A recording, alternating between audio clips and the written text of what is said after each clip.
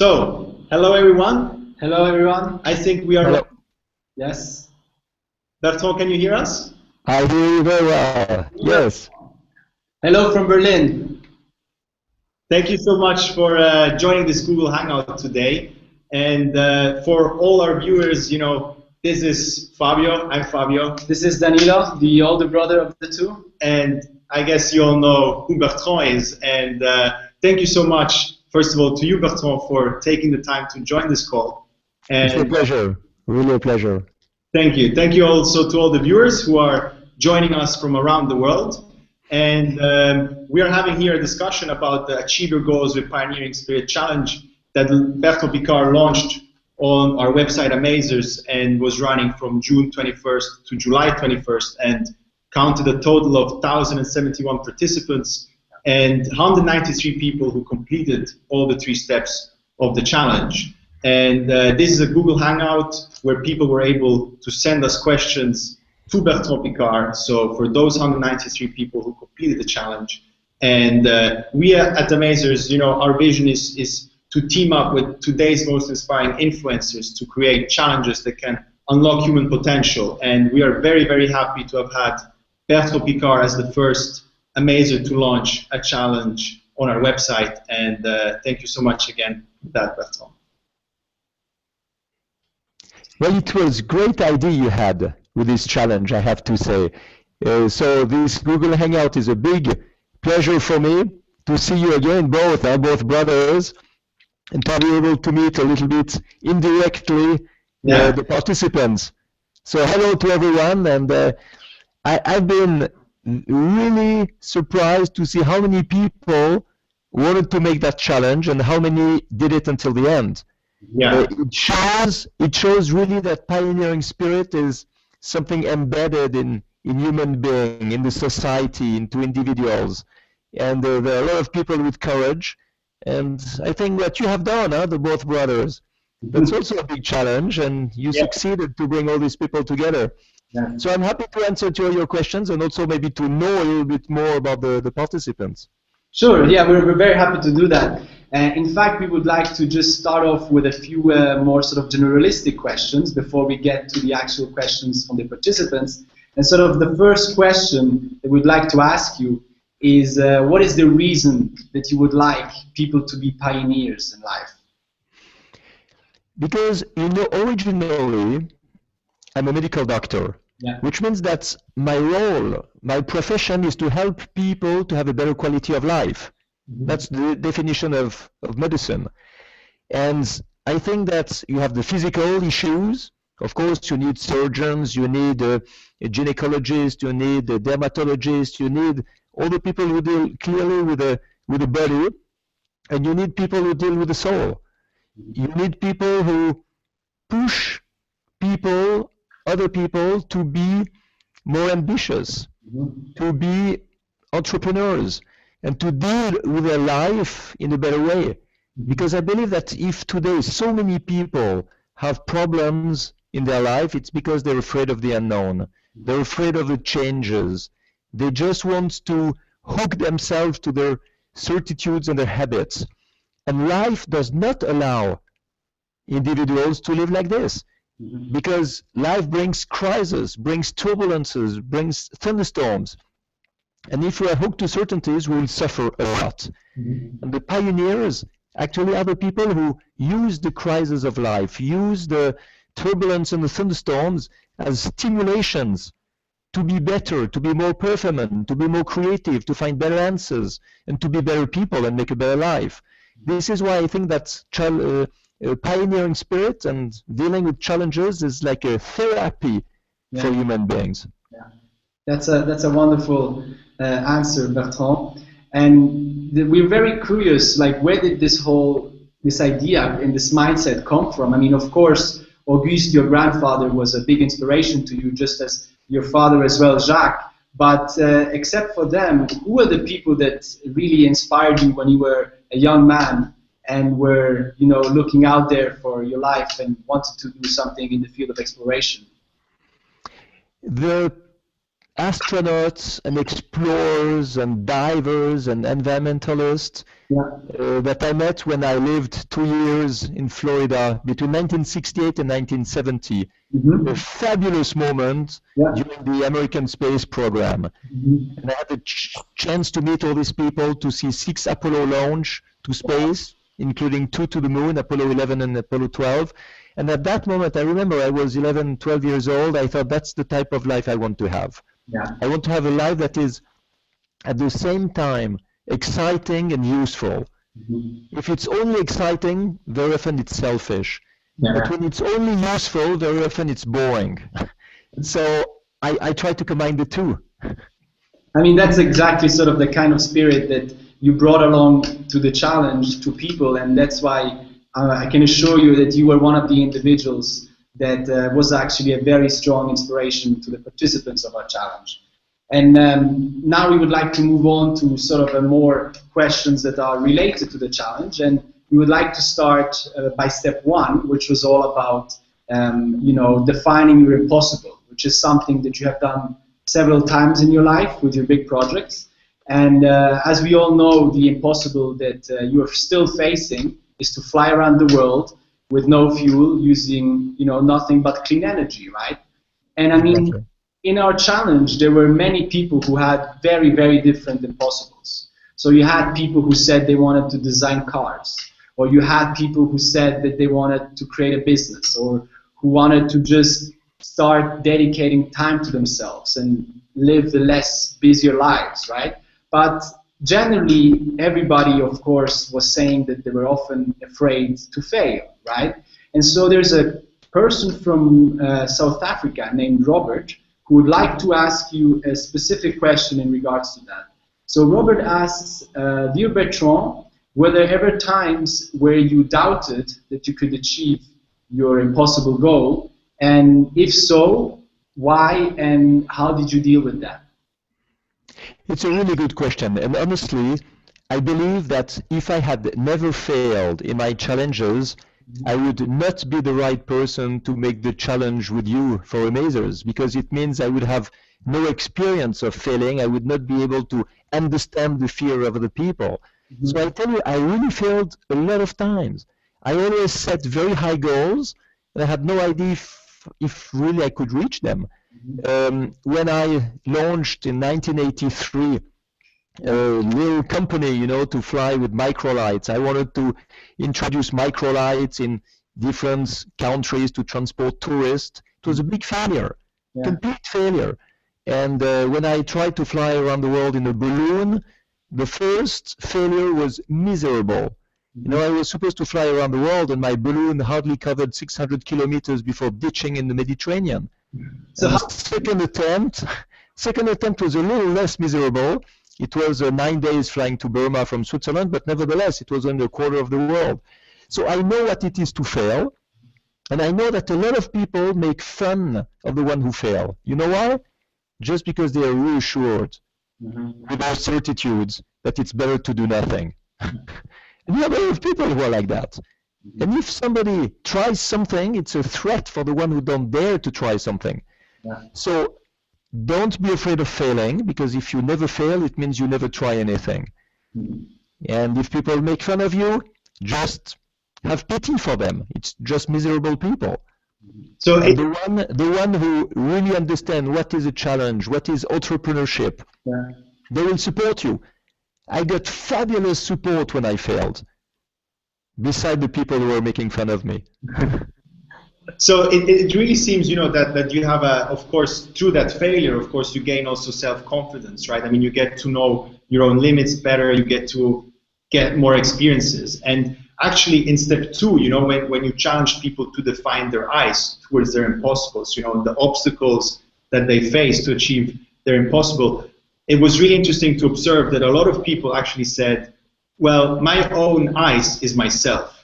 I'm my ice, Actually, I'm sure I could find the money, or I'm sure I could find the time, but I am the biggest ice in my life. So what advice would you give to those people?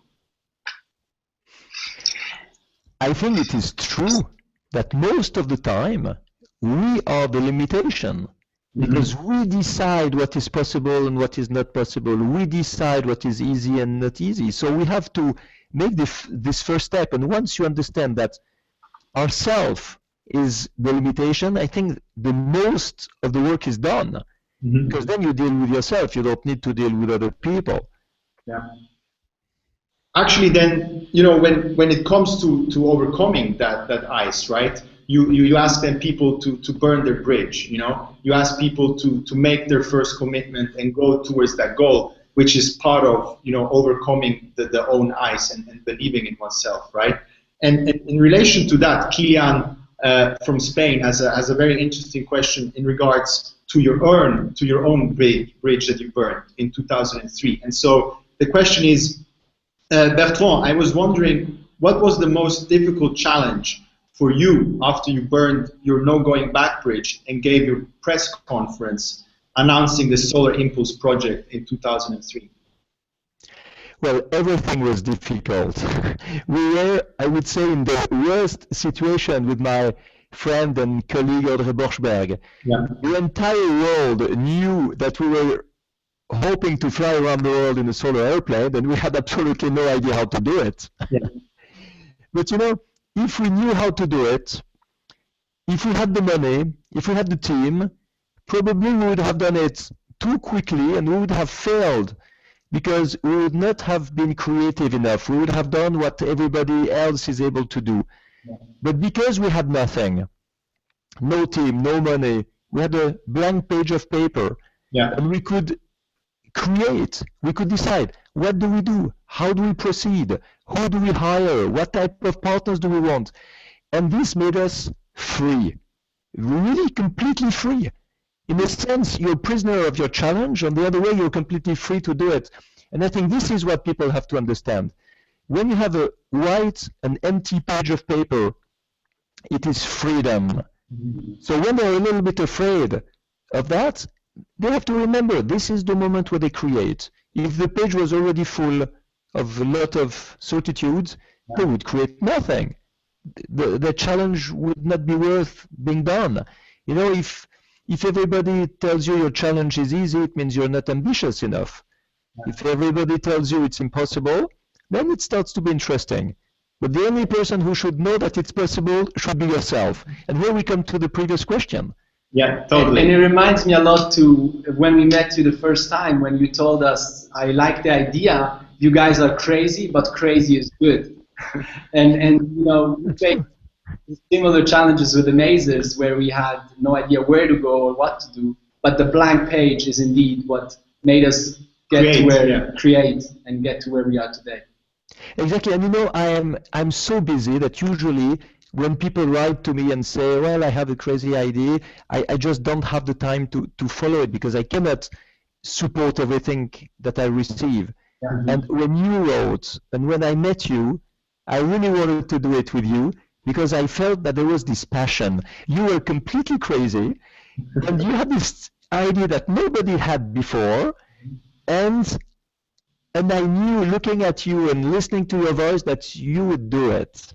And this I admire very much, and I really congratulate you because actually there are a lot of people who did that challenge, but you are the first guys who really did it. So thank you. Congratulations. Thank you very much, Bertrand. Thank you. It means very much to us. Indeed. And actually, you know, Danilo and I, since we're brothers, we actually have the luck, you know, to have our own team. You know, of course, we're working with great people now. But you know, the start was our own team. You know, the two of us. And there's actually a question from a person from Julian from Poland who's asking, you know, Bertrand, how can I find my right partner for my own endeavors? Right? How can you? What is your suggestion on finding the right partner for my passions of creating something? The spontaneous behavior is to choose a partner that is very similar to yourself, because you want somebody who believes the same thing, who does the same thing, who has no conflict, who believes in the same challenge, and this is a big mistake. You have to take somebody completely different. Otherwise, there is no synergy. You always need to understand that the best equation is 1 + 1 = 3. In our case, it was Audrey Borschberg, me, and both of us. which means that when he brings an idea and I bring an idea, we have to combine these ideas to find a third idea, which is the one we retain. So the solution doesn't come from him or from me, it comes from both of us. And I believe this is the way to make a team, because this allows us to find solutions we would never have found if we were alone. And these are, of course, also people who help you and have the boldness to fill out that blank page, right, that you're working on together. And I guess you don't want people who will just give you or tell you what you already know, but you have to have people who are willing to help you fill that blank page with their own views, right? Yes, and remember that teamwork is not just putting people together to share the same idea. Teamwork is when you learn from the experience of the other one. So you need to be different, you need contradiction, you need oppositions, and you need to understand why the other one is different. The goal is not to know who is right and who is wrong. The goal is to understand what is the experience of the other one and how this experience can help everybody in the team. Definitely.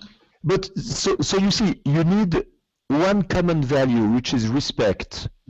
Respect for human being. Respect for the other one, respect for life, respect for honesty. This is important. If you have no respect and each one pulls the rope for himself, this doesn't work. And there is this profound respect and even this profound friendship between the people in the team.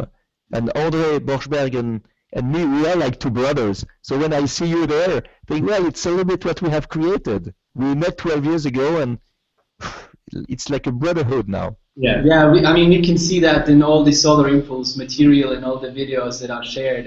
It's really inspiring also for us to, and for everybody else out there to really see, leadership together and really have you guys both chase that one goal together as a team, right? And exactly. We would like to sort of more move on to a bit more Solar Impulse related questions. That, for example, Antonio from Portugal wanted to ask you, Bertrand, why the cabin of the Solar Impulse 2 airplane was not pressurized. If it was pressurized, it would be heavier, but it would allow us to fly higher. And finally, the gain of altitude would not compensate the additional weight. So finally, we decided to remain at 9,000 meters unpressurized, just with an oxygen mask, and believe that the final outcome would be more efficient.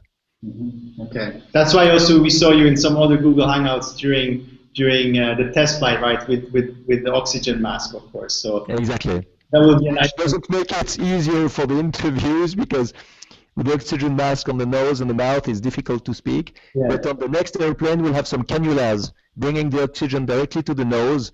So probably you will hear better what the pilot says. Great. Yeah, I mean there is definitely a lot of also physical challenge when you are piloting the Solar Impulse airplane, right? And Victoria from Belgium wanted to ask you, how does it deal with turbulences? And how does it react to turbulences? It deals very badly with turbulence. It's an airplane that is so big in wingspan and so light that when you have a turbulence, it will destabilize the airplane. This is why we have the weathermen who are so important. And Victoria, who is Belgium, probably knows that we work with Luc Trollmans and Wim de Trooijer, who are two brilliant weathermen, and they help us to avoid the turbulence, to know at what time of the day we have to fly, which altitude to be above the clouds, and have a smooth flight.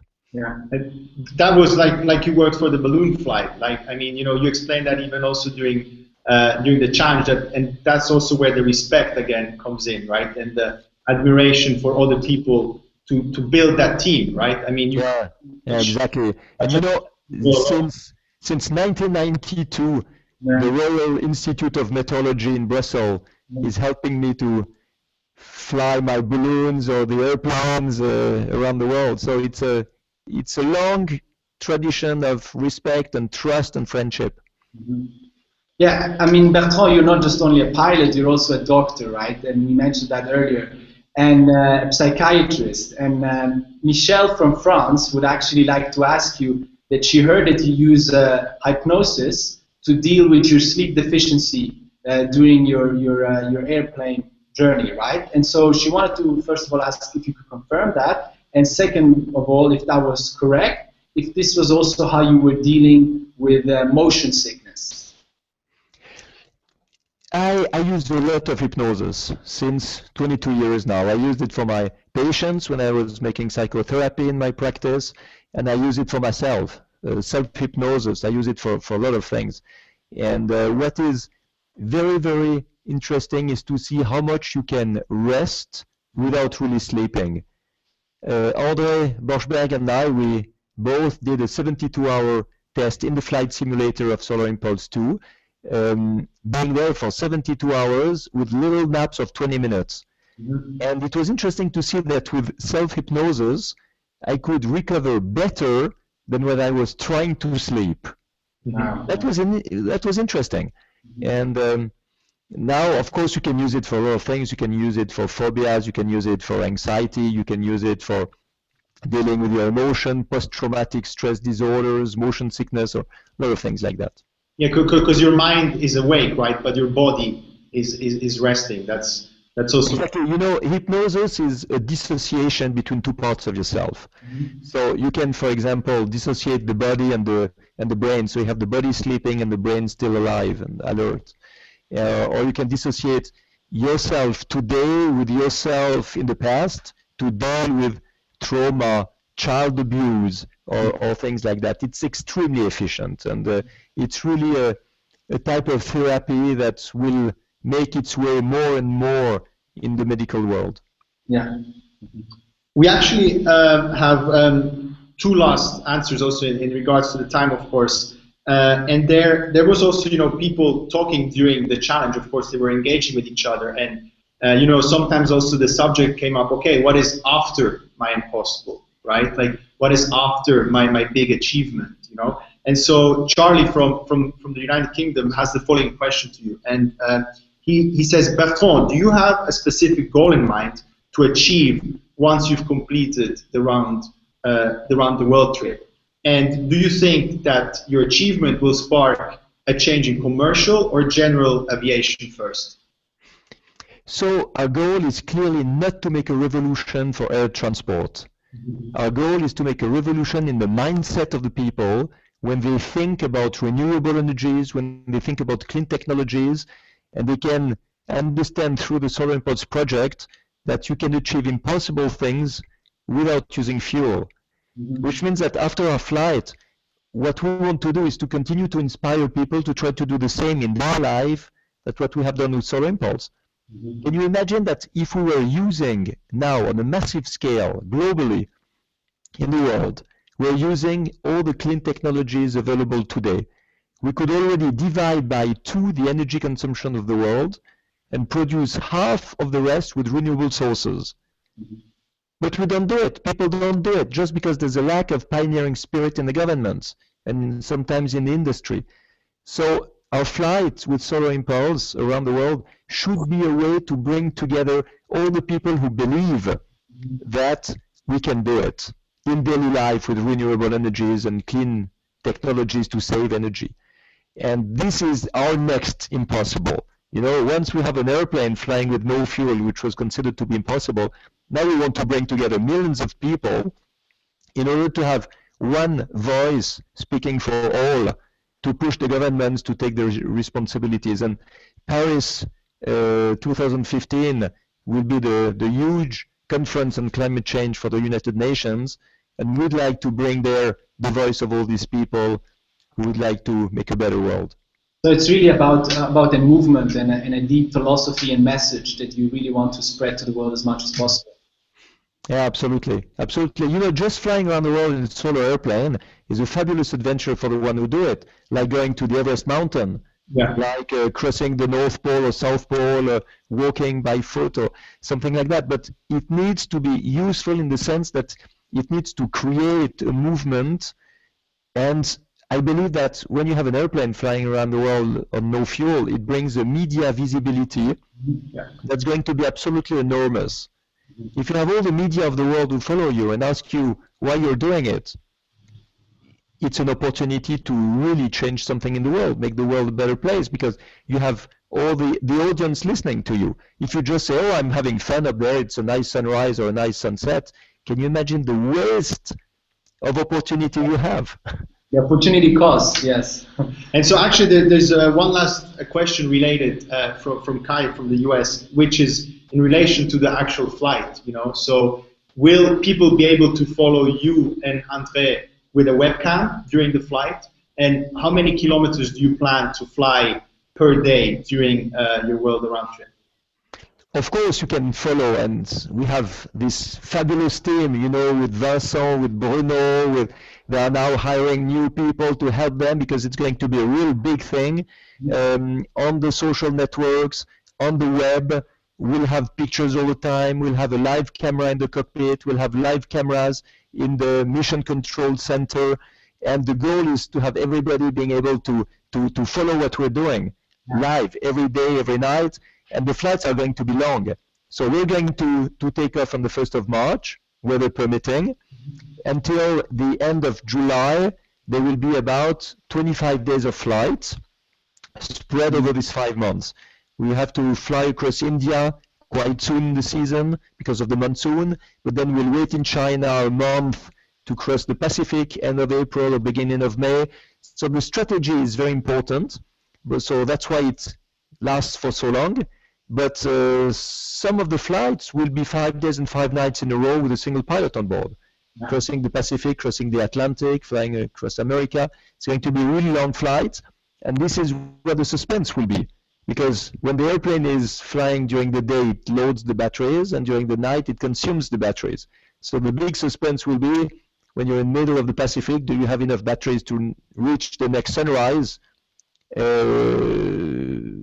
without ditching, you know, and get the sun again and make the following day in the air.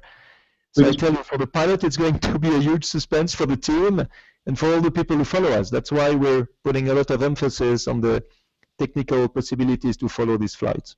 Definitely, and then we, and of course also all the listeners, will eagerly follow your Impossible, right? And as Daniel said before, you know, people have a lot of different various Impossibles from all around different areas. But if, you know, we would like to give you the last word to the people who are listening and to the people who completed the challenge. And what would what would your last advice be for the people who are now following their Impossible, just like you are and the whole Solar Impulse team?